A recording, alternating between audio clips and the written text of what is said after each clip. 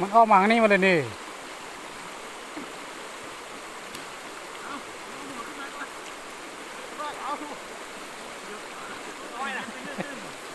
หลายจอกปลาน้อยเป็นปลาใหญ่ได้หลายจอกเบ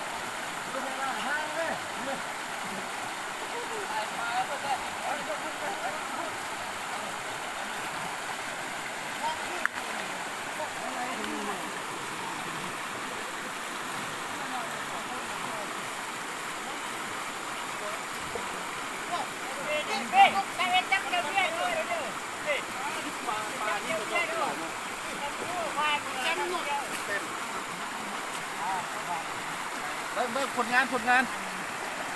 เฮ้ยอยู่ให้อยู่นายคือเก่าเนี่ยนี่เดี๋ยวนี่จะปลา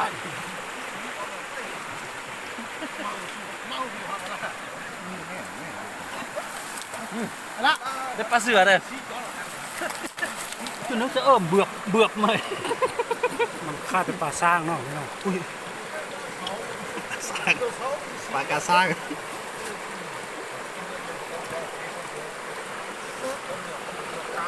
ตั้งงงทำเอาไงเลยเข้ากระตากันหน้า